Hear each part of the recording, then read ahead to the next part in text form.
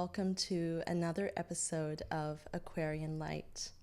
Today's episode is called The Wheels of Automation. Perhaps you've noticed that certain aspects of life seem to be a bit of a Groundhog Day. Maybe you go to work or you go to the gym and you have the same kinds of interactions. You talk about the weather. The same people annoy you in traffic. Everything seems a little bit to be on repeat, we can say.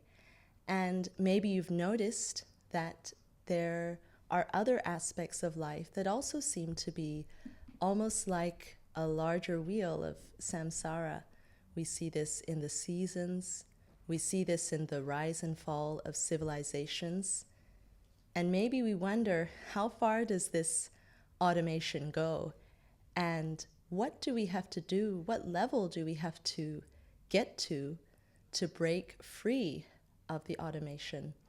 In the past, we talked about the Matrix and how when Neo breaks out of the Matrix, there's another level of the machine world, and he finds he can use his powers, or the world is still a machine world, it's still a matrix, it still has a kind of illusion to it, where when he understands the illusion, he begins to have the capacity to bend reality. So if the first level is an illusion or has its form of automation, and the second level has its automation, where does it end? And how can we apply this in the universe, in our experience? So I guess the first thing that we have to ask is, where does this automation come from? How far does it go? Yeah, I think we're going to look both at the inner psychological aspects of these wheels, this automation, let's say internally, as we know in the esoteric sense. But we'll also take a look at how it also manifests externally, because we know that the collective, for example, is a reflection of our own internal state as a unity. So not just me, myself, or Ruth here, but all of us. We actually, the things that happen externally in the universe are actually a reflection of our internal state as a collective. But first, let's talk about the internal state and how this affects us on multiple layers, and how we keep ourselves asleep and unconscious in these things. Those of you who are familiar with tarot might know that the 10th card is the Wheel of Fortune. And in a sense, for divination purposes, it's usually a positive thing. But there's a deeper esoteric meaning to that. The wheel represents this conditioning, the wheel of samsara, as Ruth mentioned. And it's the psychology that keeps us entombed in the reality that we're in the third dimension. But as we'll get into later as well, these layers of reality, there's layers of conditioning that go beyond that. There's layers of conditioning all the way back up to source. So as long as there's separation, there really isn't unity, right? So as long as there's separation, there's some sort of conditioning. One of the things that we see a lot on the path, and as we move forward, is the fact that people will maybe make some progress, and then they think they've figured everything out, and then they move on to a place where they develop these prideful associations with the work that they've done and the system that they're following, and they actually end up taking themselves off the path and falling back asleep into mystical pride, which is one of the main themes I think we talk about on this podcast, all the way going back to episode one, really. And the dangers and the pitfalls of mystical pride, and how if we replace our internal listening to our inner divinity with us listening to an ego who's posing as our inner divinity, that we can veer from the path, the middle way that is talked about in all the ancient traditions. And it really is probably, for those of us who have had any semblance of awakening and then started to work on this path, it really is one of the biggest dangers and pitfalls, and it ties really well into the theme of today's episode.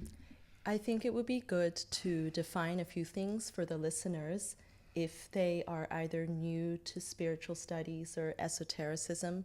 So, for example, when we say path, we mean that someone is taking steps to do a kind of inner work based on the spiritual studies that they are applying. And this can differ from person to person. It's very important to understand that there is no set prescribed method that applies across the board to all of those who are undertaking a spiritual journey. There simply isn't. There are so many different schools and traditions, and those who don't follow traditions, and it is kind of like a labyrinth or a quagmire, but the seeker has to find their own way. And so this is an important point. When we say path, we mean that the individual is going on something of a hero's journey to discover, to grow in the way that is right for them. And so the way that they progress is unique to the individual. If you are taken off the path, another way we can understand that is we are moving further away from our inner alignment with that aspect of us that is true and authentic. And the other things we need to define are ego and pride. So when we say pride, generally we think of arrogance or superiority, but in deeper philosophy and esoteric studies, we could say that pride is a sense of separation from the unity, and this can manifest in many different ways, but it's a sense of self that doesn't see that we are all one. So those are the main things we need to understand. Oh, there's one more. Sorry, ego, because we said an ego of mystical pride that can confuse us in spirituality. So ego is really a structure, an illusory, energetic structure that stops us from seeing objectively, from seeing clearly. Usually it is tied to either insecurity, superiority, or some kind of fear.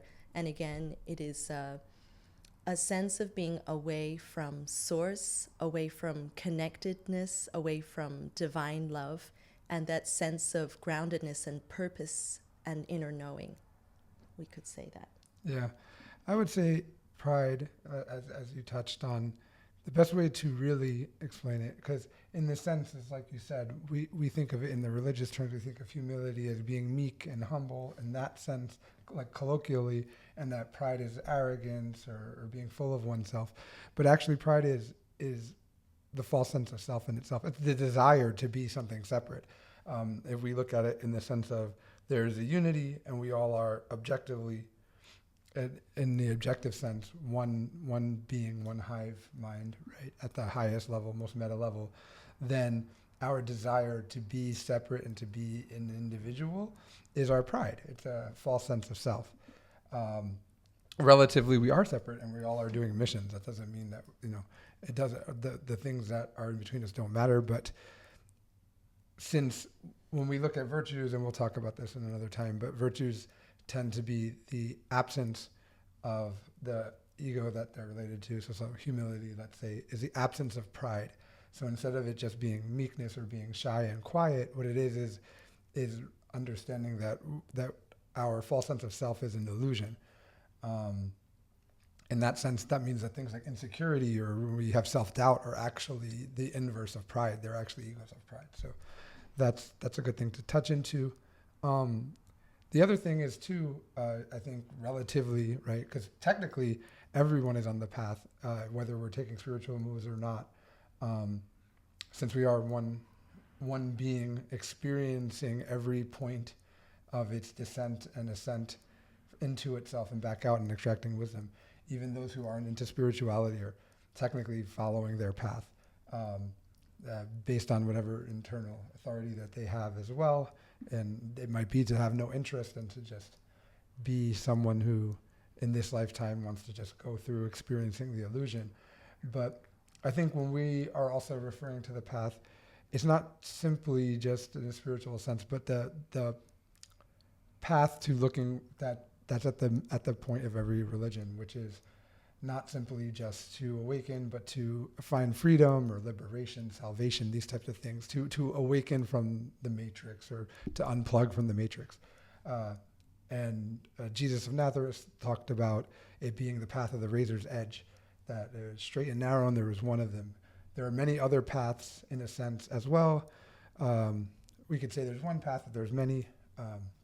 This relates to mission and purpose, which we've talked about before in this podcast.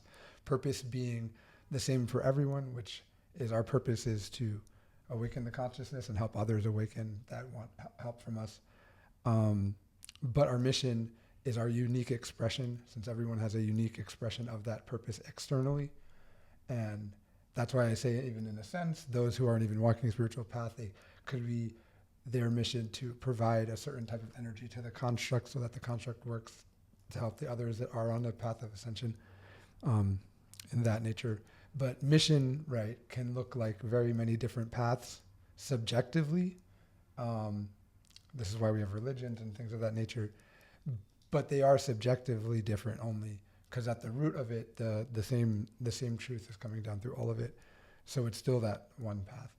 And if we find that freedom or liberation or salvation that's at the end of the tunnel, then what you see is that we are able to encompass all vibrations, all frequencies, all paths as being the same.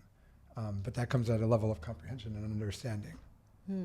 For the sticklers, just in case, Jesus said that the path is straight and narrow, and there was a master and esoteric teacher, Samael Aumveor, who talked about the path of the razor's edge. And these were two initiates, or those in mystery schools and sciences, who use different ways of saying the same thing. But you mentioned religion, and I think this is a really interesting segue into these wheels of automation, because we understand in the mundane level, of course, we have our habits, we have our internal defects. Let's say we have a sense of inferiority, and we pass up opportunities to take responsibility, to show leadership, or to help out in our community, to make certain moves that might be more aligned for us, our purpose and our mission. And we allow these situations to pass us by because of some kind of internal fear or a belief in unworthiness, some kind of self-doubt. And this is one kind of wheel. It's one kind of pattern. And for those who begin to observe themselves, they may see this pattern in themselves. And in a way, the manifestation of this internal state of the psyche is a little bit micro, right? So the individual sees that they're always finding themselves in similar situations. And then they start to sound like a broken record when they say, why does this always happen to me? I'm never the chosen one. And they don't see that this is coming from something inside of themselves. So this is one kind of this wheel of automation. Now, if we zoom out, there are larger wheels at play, things that go on in society, in different groups, we can say, things like religion, like politics, where you have this larger kind of a mechanical thinking where people fall into certain categories. And once someone finds themselves in that kind of a category, then they become locked into that. And they all think a certain way, but they think that they're special or unique in their views, not realizing that they've joined a category of a certain perspective.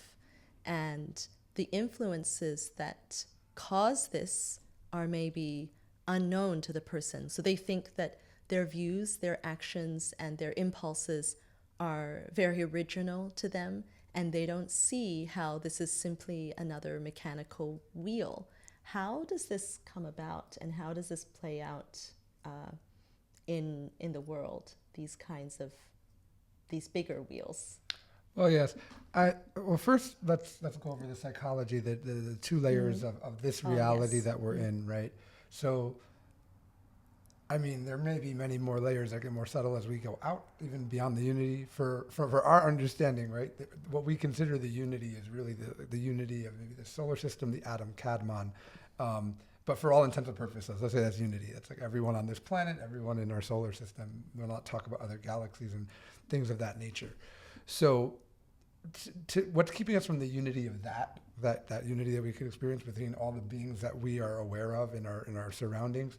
There's two layers, right? The first is what every religion alludes to, and that is our own our own desire to, one, not only be this person that we are, this illusory person, becoming identified with the person that we are rather than our spirit, but also then the material desires that we do to feed this sense of self and that image, right?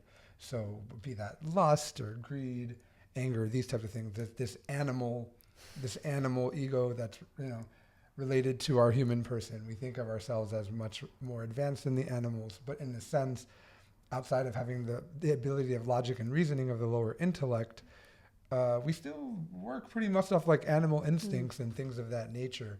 And that's the first thing. When we talk about someone who's asleep and unconscious, and we look at the majority of the planet today that's not even into some type of spiritual advancement or whatever, they're still trapped in that mind. That's the first layer. That their whole drive is, to have the house with a white picket fence, two children. Not saying there's anything wrong with that if that's what the person's meant to do with their incarnation, but it is an illusion, and it's within that wheel of samsara that they talk about in the Eastern traditions, which is we live a life like that. We don't realize ourselves, and we live this mechanical, robotic life, and then what happens is when we die, because we didn't learn what we were supposed to learn, we return again. And we don't want to confuse this with reincarnation either. Reincarnation, in an esoteric sense, we're talking about a master or a bodhisattva, whatever you want to call it, that chooses to incarnate again for reasons of maybe it's a mission or to gain more wisdom, but it's a conscious decision. Return is more along the lines of, as soon as we die, we're put into another body, and then we're just reliving the same events, maybe in a different time period, in a different life, from a different perspective, because the person that we're born into won't be the same. But the same type of karmic events will then reoccur, and we'll keep doing this over lifetime to lifetime to lifetime until we actually pass those tests that are given to us by our higher self, which is also us too. By ourselves, we choose to come here to learn something, and in that sense, the cycle is meant for us to transcend these events eventually. But we become identified with the person that we are, and we don't understand what the purpose of the false sense of self is. We actually think we are the false sense of self, and we get trapped in this cycle. You actually you have a good example of that, right? With Which one? Of the return. Oh, like when people are repeating a lot of events. Oh, there's so many examples. Before that, I just wanted to define two things as well, because you mentioned Adam Kadmon, and those who are studying spirituality, they might have heard this term. But if you're new, basically it's a reference to the idea that the unity or the larger zoomed out aspect of the universe is a larger being. It doesn't necessarily need to have two eyes and a nose and hands, though we could anthropomorphize it like that. It's something larger that is also alive, that we are part of, in the same way that we have individual cells and atoms and organs and systems inside of our body, and those are also alive, part of us, but our awareness is not necessarily inside of those individual parts. So that's what the Adam Kadmon is. In this case, I believe the Adam Kadmon would be our solar system, right? So if we are like the neurons or the egos of the planet, then the planet is that for the solar system, and that's the entire solar system is Adam Kadmon. It's not necessarily the whole universe, but sure. It is in the sense of it comes from Kabbalah. So the concept of this unity that's related to our sun, which is the center of our solar system, and that's in the Zohar, I believe. Yes.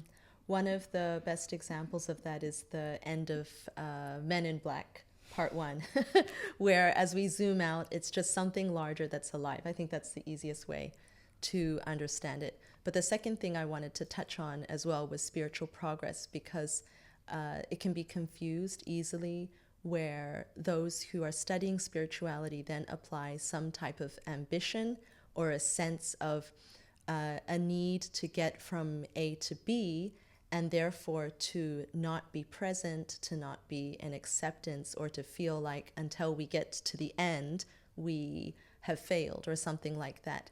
And I just wanted to clarify that we say that colloquially to mean that we're going on a journey, but not necessarily to say that we cannot be present with the moment and know that the present moment is exactly how it should be and it's perfect as it is. Because otherwise we wouldn't be learning anything, right? We'd still be stuck in another kind of rat race with spiritual terms. But in demonstrating how the mechanicity works in terms of our psychological aggregates, okay, so we call these egos. And egos are the different internal patterns that have desires, and we can say they're like an energetic structure that the soul or the essence, whatever you want to call it, the eternal energy, consciousness energy that we are, that is inhabiting these bodies, it creates these different patterns. And these patterns then come into the physical vehicle and they play out their objectives. And because someone is unconscious, this means that they will continue to run these programs in life after life, repeating the same dramas. So, for example, let's say that there was a couple that got married at age 30, and then they had some relationship trouble, and they had some big event that caused the marriage to break down at age 45. Then maybe these two individuals would find each other in the next life, and the different details of the events might change. However, the same points when they met, when they got married, and then when they had some big disaster that caused them to separate would happen at the same time. And when these two people would meet, they would feel some strange, uncanny sense that, you know what they say, I feel like I've known you my whole life. And the reason for that is because it could have been many, many lives that they had been together. And so they hit it off straight away when they meet. And then the issues that they had in the past life, maybe they were always fighting, there was a lot of resentment, these kinds of things. If those egos are not comprehended and dissolved, then all of those same dramas will repeat. Another example could be, let's say that someone maybe worked in a particular industry. Let's say they were a doctor and they studied it a lot and they were involved in medicine. And even if in their next incarnation they weren't born into a family of doctors, this person might feel a strong pull, like, I have to study medicine, and then find they have a great affinity for it. When they study it, they learn everything very quickly. Maybe the medical school is different, it's in a different country, but everything seems very familiar and easy. And this person says, I don't know what it is inside me, but I'm just so passionate about medicine. And they become a doctor. They don't realize that they've been being a doctor for life after life after life. And we might say, oh, there's nothing wrong with that. And that's true. In a way, all of these experiences, they're for us to learn something and to see what our patterns are. There are other patterns that can be more of a more destructive nature. Let's say that we'll take a more extreme example. So two people are involved in some kind of crime, and one is a victim and the other is the perpetrator. Well, what often can happen is at the correct age, when this previous drama played out, those two beings that are now reborn into the same egos and similar kinds of situations at the right time when this original crime took place, they will find each other out and they'll repeat this drama. And if they're completely unconscious, they won't be aware of the things that are arising within them, whether it's anger or some kind of impulse to go down a certain alleyway where this drama is going to repeat. And they might take turns as well, where one will be the victim, one will be the perpetrator, and then the next life, they need to settle the score, so they'll swap these roles. But unfortunately, instead of settling the score, because they have the same egos, they'll continue to swap roles back and forth, life after life. And the only way that they'll be able to get out of this would be if at some point one of the perpetrators was able to observe those mechanisms inside of themselves. And as the anger or this drive to commit violence was about to arise, if they were able to see it and able to prevent this event from taking place, then they would be able to break this recurrence.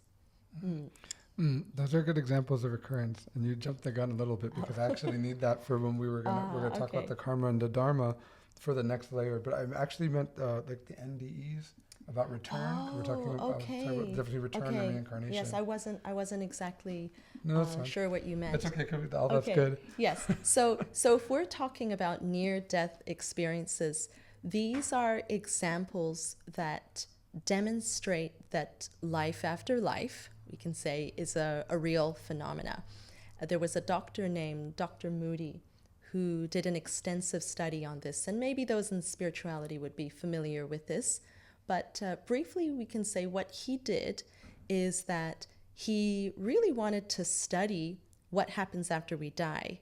But to apply the scientific method, there are some challenges, right? How do we look at or observe, which is a step in the scientific method, what happens after we die? So Dr. Moody's method was to go and interview patients that had been clinically dead for a period of time. And these patients, maybe they had been dead for 1 minute, 2 minutes, and they've been able to be resuscitated or revived. And so when this doctor was able to find these individuals, then he would ask them if they wanted to talk about their experiences. And for a lot of these people who had had some kind of experience during this time period when they were clinically dead, they were afraid to share their stories, or they tried to share the story of what happened with the medical team that was looking after them in the hospital, and they were either laughed at, or maybe they just weren't taken seriously, and they became afraid to share what they had experienced. And you might be thinking, okay, well, if he interviews these people, then someone could just make up a story. And that's right. So the method that he used was to take a very, very wide range of these NDE experiencers, and he picked them from different cultures, different countries, different backgrounds, and he interviewed extensively. Now, let's say 20%, 10% of them decided to make up a story. What he looked for was the common threads across all the stories. These individuals had no way to corroborate and to decide, this is the story we're going to tell. So once you can see commonalities across these stories, then you know that perhaps there's something there. So this doctor compiled a list of different aspects of these stories that were true across all of these recounts. And one of the most famous things was the tunnel of light. And we know in the movie Ghost, this was a movie that was made to demonstrate a lot of these findings about life after this research came out. So the tunnel of light was one of them, where the beings that experienced this, at first they felt a sense of floating. Maybe they began to leave the scene they looked back at their body and it looked very rugged, and it looked like it was in poor shape, and they didn't want to go back. They were very happy to leave their body, and they began to naturally float up and go to a tunnel of light. And the other common thing in these stories was that these people who died, they then encountered someone. And the common part is the someone. The subjective part that differed across the stories was who that someone was. So some of these individuals said, I met Buddha. Others said, I met Jesus. Others said, I met angels. So we can see the subjectivity in these stories where whoever they met, maybe it was a ball of light, they gave it a name according to their beliefs. But they met someone, and this someone did a review of their life. So this was another commonality across the stories. And the list goes on. There were many other things, but just one of many of these stories that helped to prove that these were genuine recounts was one woman who was being operated on, I believe, and she passed away during the operation. So the doctors declared that she was clinically dead, and she claims she remembered floating out of her body. And as she began to float up out of the hospital, she was looking back at the room in the hallway where she had come from, and there was a window ledge, and there was a green surgical glove on that ledge. So as she was floating away, then of course the doctors were trying to bring her back, and they were successful. So suddenly she was drawn back to her body, and the experience ended. Now, when she tried to tell the medical team what had happened, that she had seen them all saying that she had passed away, and she began to leave the hospital, so she was testifying that, yes, it's true, I left my body and I was still aware. And of course they laughed at her. So she said, well, if you don't believe me, how do I know this? Then go upstairs and go look on that window ledge above where I was being operated on and find that green surgical glove, because there's no way I could know that. And of course it was found. And there were many, many other stories like this, where the person had knowledge of something there was no way for them to know unless their story was true. And that's also if they have awareness, right? There's also accounts of people who weren't conscious enough to even remember that, but they went to near-death experience, and literally, wasn't there one guy that just like said he was immediately thrown into another womb and it like freaked him out? So, and then he was resuscitated and pulled back, but he was already like a baby, you know, it was like that quick, just going through. So that's the difference. If we don't have the consciousness to leave and then choose to come back, then we don't have a choice. If the circumstances are reviewed and we haven't learned our lessons, then we're just sent right back into another body. And then, so that's, you know, what we usually come to think of as the Matrix. But in a sense, there are more layers to reality, and so we're trying to get to. So in the psychology of the Matrix itself, I don't know if anybody's ever seen the meme with Plato's cave, but you come out of Plato's cave into another Plato's cave before you actually get out. Or in the Matrix itself, the movie, right? Neo is still able to use his powers outside in the machine world, which is like the fifth dimension, right? And he realizes that there's still some type of illusion, and there's still something to that. That's what it represents. So there is another layer of reality. And when we look at like the scriptures, it's something that's hidden. We know of beings, you know, we call them angels, we call them devas. Or aliens. And in modern terminology, we call them ETs. So we know that there are beings that live in the superior dimensions. But these beings are still separate and obviously still living in some level of subjectivity, superior to us in the physical sense, but also still trapped within the illusion of the construct. And it's said in The Secret Doctrine by Helena Blavatsky that these beings, while not perfect and not God that created us, and we go into ancient alien theory, but I'm not necessarily go down that hole, but they are not unconscious like us. So they are trapped in the illusion, but it's more of like a procedural thing, and they operate almost sort of like a military or a hierarchy. This is also Master Samael Aun Weor in the Gnostic doctrine calls it a salvation army. So there, to some extent, we know that these beings, for example, as for our perception to this universe, they're all knowing, right? In the universe, if you connect to your higher self, right, it's like connecting to the higher knowledge, the Akashic records. You can see anything in any time and space within the illusory universe. So to that extent, they're way more conscious than us, and they are awake in a sense, and they have a connection to divinity. But at that layer, they're still not at the unity. They can't go to the unity. So with some discernment, when we look at it, since we know that the unity is freedom and liberation and salvation, this is what all the masters talk about. There's something along those lines with that idea of this being like a hive being, or with a hierarchy and military type of mentality, that there's something to go along with these procedures and these rules that have to be followed that keeps that spirit still from going into the unity and still trapped at the most subtle layer of the illusion of the Maya.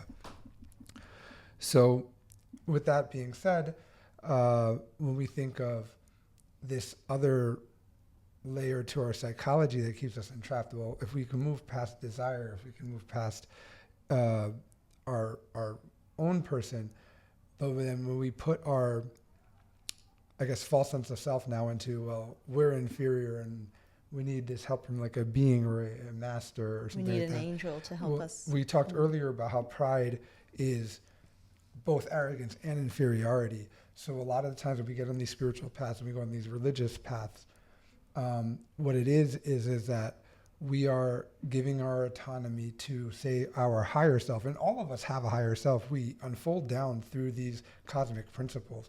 We talked about before how, example, the planet and then the populations living on the planet are related to that planet, which is then related to the being that is the solar system. Well, these beings are archangels, angels, devas, whatever you want to call them, are related to the souls of planets and things of that nature, so the stars, the sun itself, right? These are very evolved higher beings. So in that sense, externally, if we give our, I guess, how's the best way to put this? If we give our subservience or something and we dedicate ourselves to our higher aspect, which is, say, related to some cosmic principle that's really powerful, then yes, we've thrown away our person, but we still don't truly understand pride, because we're saying, well, I'm not something, but my higher self, which is a higher aspect of myself that's also an illusion, because we are an illusion. Well, that is something. Well, as long as we think that there is something, and then there's a subtle sense of pride there. And we see this come along in the systems that we have in society. And if we move on this psychology, we have this desire to want to just follow something and for it to work, because our mind doesn't like the abstract. Our mind doesn't like the fact that everyone has to find their own way to the understanding of reality. So we humble ourselves in our understanding of what we think humility is in our mind, and then we try to just follow something literally, or We want a formula. we want a formula, yeah. We want a procedure. And to an extent, the beings in that level, because like I said, again, we all come down through that spirit, right? Whether someone's comprehension has awakened to a higher level or not, they've awakened to that level. There's a line in the Pistis Sophia, which is a Gnostic text that it's said, found in the Middle Ages, said to have been written by Jesus, and it was secret and whatever. But the point is, it's a sermon from Jesus on the Mount. And there's a line in the Pistis Sophia that says, "Let the kings be kings and the slaves be slaves." But what we have to understand is it's not, even though there's a lot of fear in the New Age community, we'll get to that, why that might be, that these aliens or the angels, right, that they're holding us down. And there's even things in ancient mythologies that said that the gods with a little g, which are the same thing, angels, aliens, whatever, right, that they created religion to get us to worship them and be subservient to them. But the thing is, everything is always subjective. When we look at things, the truth objectively, everything is right based on your point of view. And what we start to see is that it really is our level of understanding and our psychology that changes us from being a king to slave. It's not what these beings are doing that are at their stage of development. They're basically the programs that keep the solar system running. If we think of how we have egos within ourselves, to an extent, they're at the stage where they're an ego for the solar system.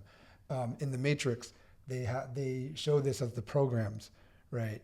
So you have the Merovingian who lives by just messing with people on cause and effect. Well, where do these beings exist in our actual reality?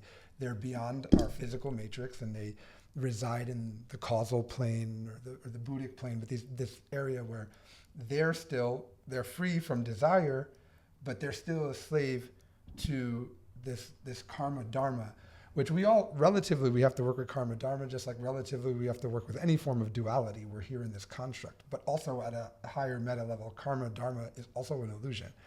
So to an extent, to be strictly and stringently bound to it is still to be attached to something. And to that extent, that might be why there's some type of hierarchy with these beings and why they operate the way that they do, and they have to follow these internal rules, because at the level of their spirit, they have yet to connect something beyond that. So they do not have comprehension of how to navigate it in a relative way, as opposed to just following this, because that's their comprehension of it. But the point being is they're there, right? And there's a stage of development. It's said that it takes many universes. Everybody's going up a spiral. We once started as plants and stones, right? So these processes at the beginning of the journey go over a very, very long time, and the universe expands, it contracts, expands, contracts. We're eternal beings. We do not die. So every time we come back, we gain more wisdom.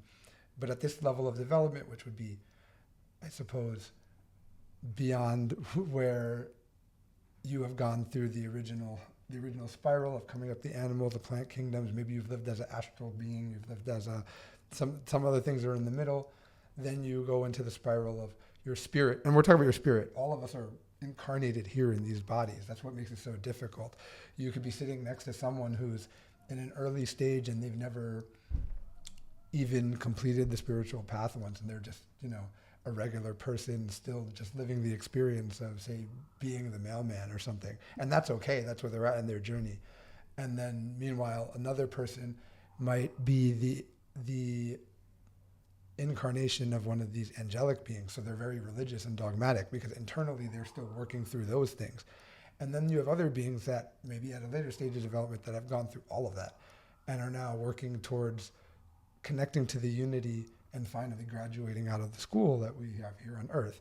So in a sense, right, if we looked at how it physically manifests on our planet, right, we wouldn't consider different types of animals or different species, right? And to an extent, spiritually, you're like different species. And that's not to say something superiority. Everybody's going through the same process. But we do have to understand that we could have vastly different understandings from someone that's sitting right next to us that we look exactly the same. But we're all going through the same thing, and we're all equal because we all are the same fractal of the one unity. We're all just one being experiencing all these different perspectives. So it's not to look at it from a place of spirit. It's just understanding that we don't have to necessarily be on the same wavelength as everyone around us, because that's not what it is. That's not what it's meant to be. We all have to live through all of these. We've all lived through these possibilities before, and those that haven't yet will live through the same possibilities. We're all just basically each other's future and past lives. Something that people talk about, but really all lives are all right now at one in the present moment. Even if we want to get really meta, even other timelines, parallel realities are all happening right now in the present moment. So to that extent, we have that, and it's our own internal psychology then that determines where we are, right? If we have comprehension of the unity, then these beings can help us, and they're actually obligated to help us because they go through their own hierarchical system. In their hierarchical system, the unity is above them. So they're obligated to help you. They won't actually harm you or hold you down or be subservient. But at the same token, if you're at a level of comprehension that you fall into the hierarchy, then it is their job to order you around and control you, right? because that's the stage of development you're at. It's not insidious. It's not evil. There's not like, you know, at a certain point, there is no good or evil. It's just reality expressing itself through duality. And if we have comprehension of that, then all the nefarious thoughts that we have, and we'll get to this too, where those come from, is due to us still having egos and at this layer of reality.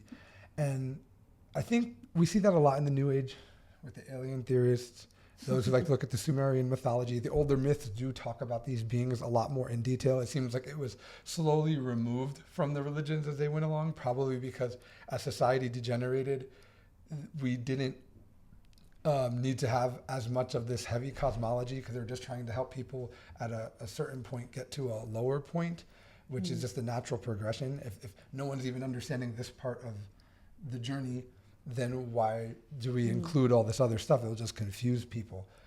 But even if we go back, like I said, those older religions are not from our golden age when everybody's awakened. They were, you know, old, but like still there had already been subjectivity crept into it. And why do we see these anxieties and these fears of, you know, the Elohim, the angels, these aliens trapping us and having us mine gold for them?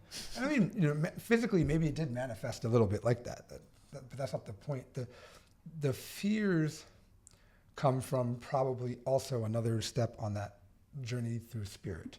So let's say we've gone through the octave, the 8 times, where we went up that hierarchy and we've been every type of angel and cherubim, and then we were finally an archangel, and then we graduated out of that. We got a little bit of time playing as a cosmic creator of the Maya itself, right? And then we finally went through all those experiences and all those perspectives, and now we come back with the first time that we're working towards the unity. But the thing is, our essence through all those times, now we knowing that it was a mistake relatively, is imprinted with this fear of religion, this fear of these superior beings, because they trapped us from going back to the unity. And then that's something that we have to work with.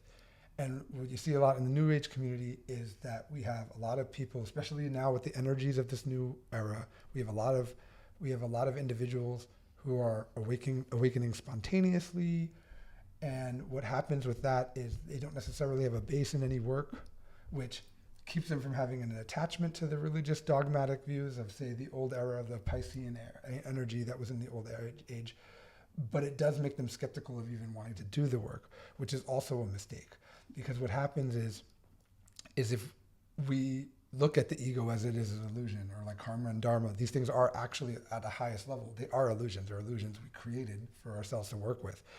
But at the level that we are at without doing any work, that illusion is still trapping us. So what happens is when you get to the path where it's like, oh, I'm just going to disidentify, and then, oh, I'm going to float away after because I didn't do any work. But we still have to actually work through those egos. We created them for ourselves to work through them. So it seems to be probably that the next stage of development, which after we move past that, our early days of working with the unity consciousness is we develop this sort of also like an inverse, I always say like mythomania type of thing, where like a paranoia, paranoia, and just like also like a why should I do anything? Nothing matters. You know what I mean? What would be a well? It's like a kind melancholy, of numbness, despondence. And of course, that's nothing wrong with that either. That's just another stage of the journey. But as we go through that and probably live a few existences like that, and we grow a little bit from that, and go through all the anti-religious things. You look at a master like Krishnamurti, right, who clearly had a connection to the unity and was very anti against religion and then organizing. That's probably a stage of that as well, right? These are all steps that we have to go through. But eventually, because he also then ended up like pushing away the work, as conscious as he was like, oh, he did a little bit of work on the ego, but didn't want to do the rest of the work as formed religions. And eventually we get to the point with the comprehension of, well, yes, everything is an illusion, but relatively we're here to do something. And then through that, through balancing the New Age and the occult or the religious, right, and being in the center. Because truthfully, everything even early on in the path, we learn, right? We awaken through finding balance. We balance our energy in this physical body. We balance our psychology between our mind and our emotions. But the balance just it stays the same. The work doesn't change. The reason why the teachings work at every level is because our understanding of them may change. And there's more subtle things that we have to balance, and we have to pull ourselves back to the center. But we're always just balancing something new, more subtle, because as long as we're separated, we're not in the middle, in the center, in the present moment, right? In that unity. So there's always something new to balance. And the one thing we stress on this podcast in the past, but also just in the work itself, is maybe it takes getting to through that second layer of conditioning to where you realize, oh, it's not just one, and it's not just going to finish anytime soon. We're really just getting started. There's probably more than two as well. Like, we're sitting here, and if we have a connection to this level of awakening, all it means is this, oh, well, there's something else I have to question. I'm seeing things, something subjectively. I'm here, I'm seeing things differently. I'm not inside of everyone. You're not inside of everyone, right? So the biggest thing is not just that we should do the work eventually, but it's understanding to not be complacent and to always be questioning of our surroundings and always be questioning of things, because the experience of walking that middle path and eventually starting to awaken the consciousness and to unplugging from the matrix, whatever you want to call it, is that consciousness, the awakening of the consciousness, is a series of reality breaking events until you get back to unity all the time, right? And as long as there's separation, you're not at unity, right? You could be, transcend this physical body, transcend your higher self, be, the being at the center of the Milky Way galaxy in Sirius, right? And still at that point, well, there's other galaxies. So even though I can't fathom what it is that keeps those galaxies separated from themselves, right? It's beyond my comprehension. At that level, there's still something that keeps them separate. Now, it's obviously a lot less separation, right? You're getting to bigger and bigger beings that are, closer and closer to being unified and the same. But the journey needs to not have complacency. We should never allow ourselves to think, oh, we've accomplished so much, we've awakened these psychic abilities, all these things, and then we declare ourselves a master, we open up a school, and, well, what are we really a master of? Master Samael, actually, who is the one who brought out the last of the teachings that were still hermetic before the Age of Aquarius, he basically said that when one finishes all the work that we could do in this solar system, right, that's just the kindergarten for the true awakening that occurs internally and in the superior dimensions of space. And that should say it all. It's like as soon as you start to comprehend even a little bit or know something, you realize how pitifully little we know. So, like I said, it is a stage of development. I think if we look at most of the high masters, though, if you look at that we're aware of, right, like a Jesus or a Krishna, some people that actually incarnated the Christic energy, they didn't walk around calling themselves masters. And when we look at those who start institutions, those who are masters, they have a physical mastery and they've done something, but at a grade of spirit and the level that they're at, they're actually not necessarily that awakened, which is not a problem or not okay, which is something we need to be aware of. They're there to help us, and they will if we understand our relationship to them. It's the same as the ego, right? The ego is helpful to us if we understand how to work with it, integrate it, and then use it to awaken ourselves. If we're not attached to it, if we're not serving the ego, then the ego is a helpful tool to us. The angels, the devas, same thing. If we don't make ourselves subservient to them, if we understand that their role is to help us and that they answer to us in the sense of us as the unity, not us as a person, but like as we're all one thing that's growing and it's their job to help us find our potential, then they're helpful to us. There's no problems, and they're not harmful. And then if, like I said, if we want to be subservient to them, then yes, those are religions, as they say in the ancient texts, in Numa Elish, right? We created wisdom. We created religion, so that man will worship us and give us favor. I mean, it's right there. So, um, you know. Yeah, you said complacency, and I just wanted to add some more detail on that as well, because the first thing that we tell ourselves whenever we hear any kind of guidance is we say, well, that doesn't apply to me, and I'm doing just all right. So we can give some context to understand what is complacency. Complacency means that essentially that we have attachments, and we're so familiar with those attachments that we don't realize they're attachments.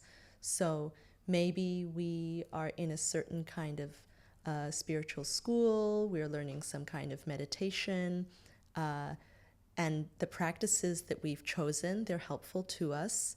And then we think that that's all there is, or that we should strictly stay within the boundaries of the chosen practices because outside is too scary.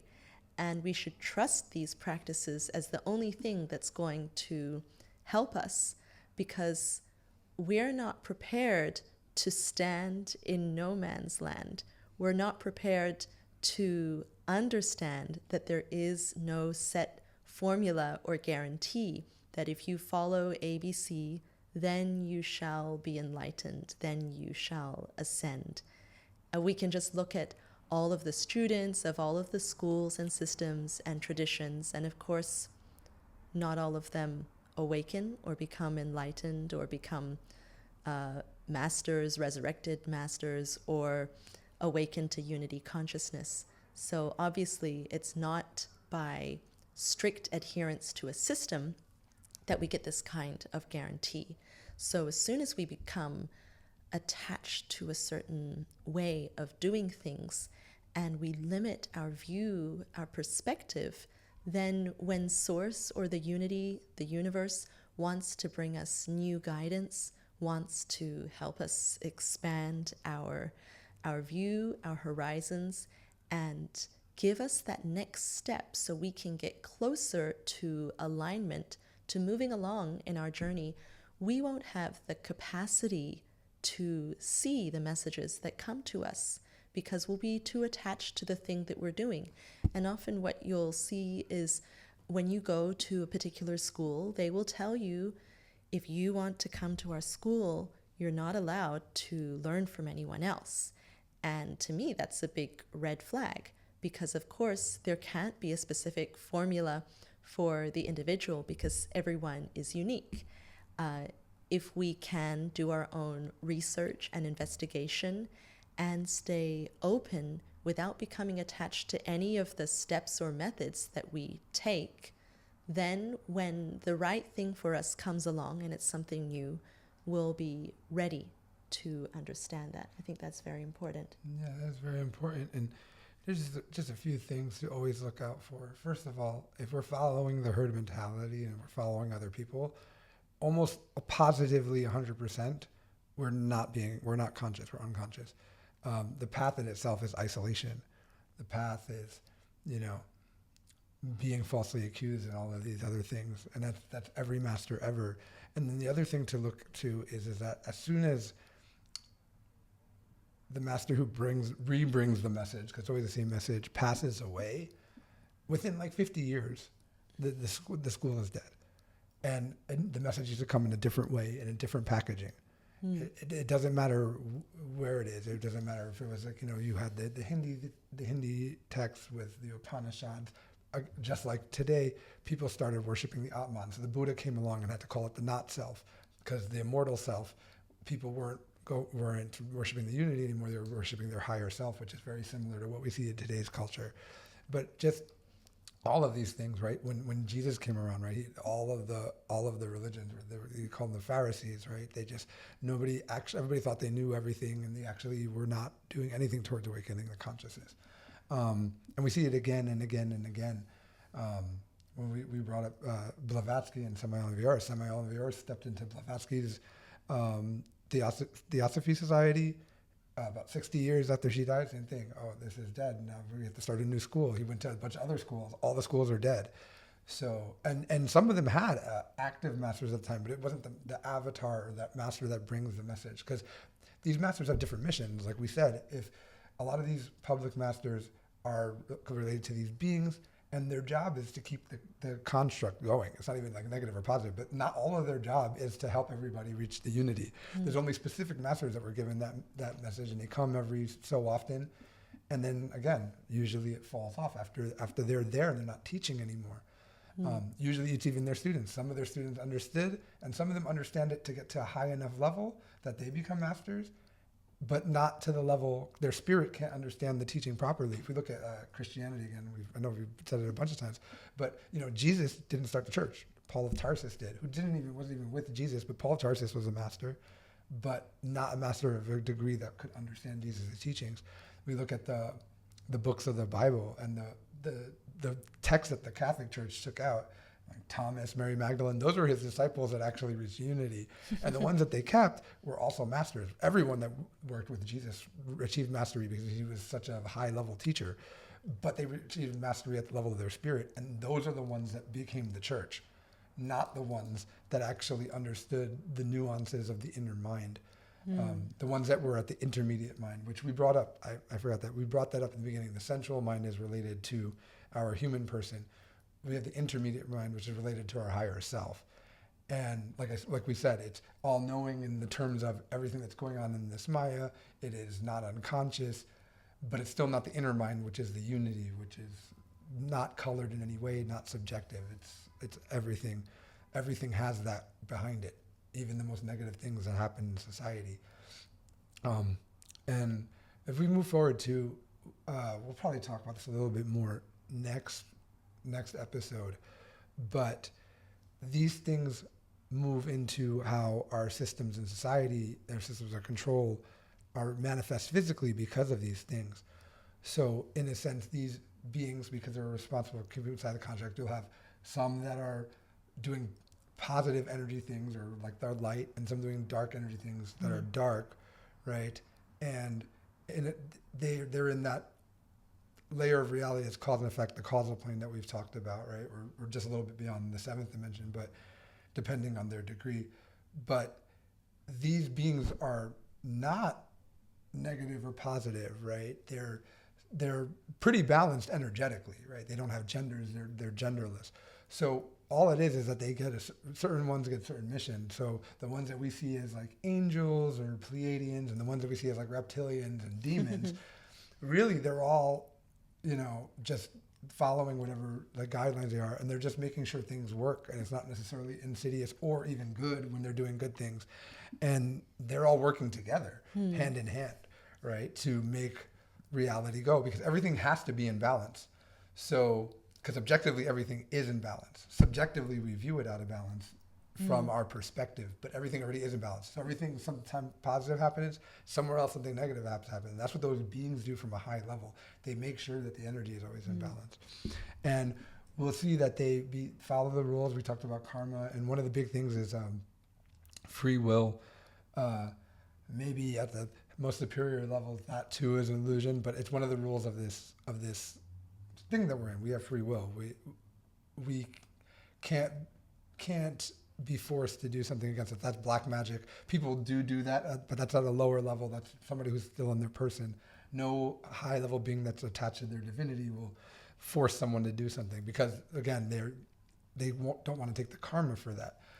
But what we'll see, and this will be just like a little bit preview to what we're going next week, is that there's two ways they could work. They could persuade us by giving us a lot of light, if they're a being of light, and trying to coax us into seeing it for ourselves, or if it's related to the negative aspect of our energy, we see the aspect of coercion, which comes along into, there'll be pressure or things will be alluded to trigger our egos and to get us to agree to do something on our own free will, and to, so we're looking for, to get us to subscribe to something without them forcing us. But once we subscribe to it, then the negative energy and negative karma comes, and they can do that by, just because they're more conscious, they can play our unconscious deficiencies and do that. And we could look at this in not even just a spiritual sense, but all of the systems of control that we have on the planet. So whether it's politics, whether it's religion, all of these things, and even corporations. Corporations. All of these things are related. To the ones that run these things are related to these high level beings. And they're just, being instruments of karma because the world needs that. But the thing is that we actually could be immune to all these systems and all of these things by just understanding the rules of engagement and being conscious and just, not doing that. And we'll point out examples of this next week because we're ready, I think, at about an hour. So we'll talk about this more next week in that along the lines of how the systems we talked internally this week, but how in an external sense, how they work and how if we're conscious and aware of what's going on, we can really be immune to all negative energy. Because it's not about being good or being bad. It's just about being in the middle and having understanding of the reality that's going on. And then we can only be harmed by the illusion if we subscribe to that illusion psychologically. So that's an important thing. So how many wheels of automation are there that we know of? Well, all right. From my understanding, at least like probably 3 or 4, but and what are they? I wouldn't know, but I'm just saying based on just internal experiences. But for what we need for our path, for practical purposes, or as a person, there's 2. Back to the unity of the solar system. So the first one is called what? Like I said, the first would be our desires, our desire and aversion. So right. the human ego, the sensual mind, the lower intellect. And then the second one is? And then the second one would be related to that militant church mind that I brought up, which is the intermediate mind, which is related to the procedural order, karma, dharma. The formulas. The formula. This prescribed method to go back to source. That there can't be a prescribed method. The desire for there to be a procedure and for there to be order and everything to make sense. Because the unity is both order and chaos, right? It's beyond duality. So just thinking that there has to be a way and there has to be a way that's not the way is still dualistic. So the only way to connect to the unity is be beyond that duality and to free ourselves from the dualistic mind, because reality is actually multidimensional. So until we think multidimensionally, we can't objectively connect to objective reality. We can subjectively connect to it, right? We could get good at meditation and go into samadhi. Maybe some of our listeners have dabbled in things like psychedelic drugs, which will force you into a state of that. But the problem is, if we go into that objective reality, we don't actually comprehend it. We anthropomorphize it anyway. When it comes back to our mind, we went to the absolute, but we saw, some devas.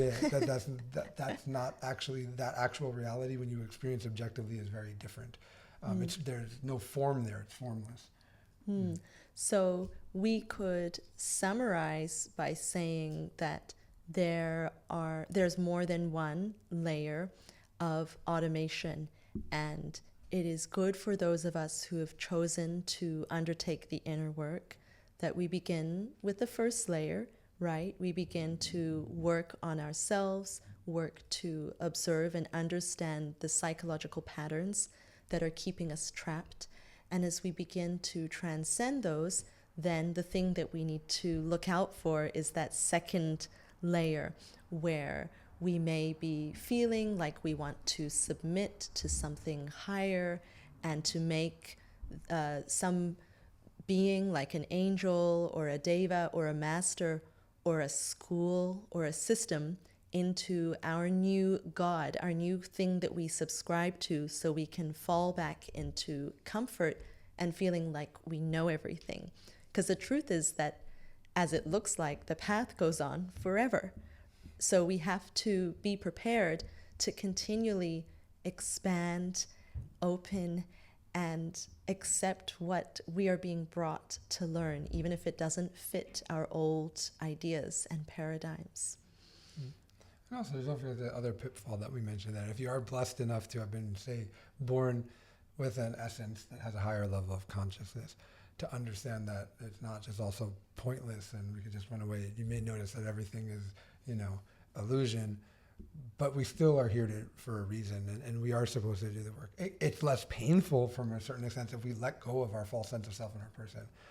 if we let go of that aspect to it, then it becomes more of a, we understand what it's for. So then, when emotions come around that maybe used to make one depressed, now you look at it as like, oh, here's a good time to withdraw and meditate and free some more consciousness. We don't, your perception of what negative isn't, you're not scared of negative anymore. But we still have to work with negative and positive. We can't just sit around and do nothing or become full of ourselves and think that we're God and just work on with the law of attraction and try to manifest things. Because we do all that, then we'll still, tie ourselves to this reality, because we keep that lower psychology of the person, and then we go to the abyss. As they like to say in esotericism. Yeah. But you're not free from that just because you have a strong spirit. Yes. So do the work and stay on your toes, stay open. Is there anything more you want to say before we close out?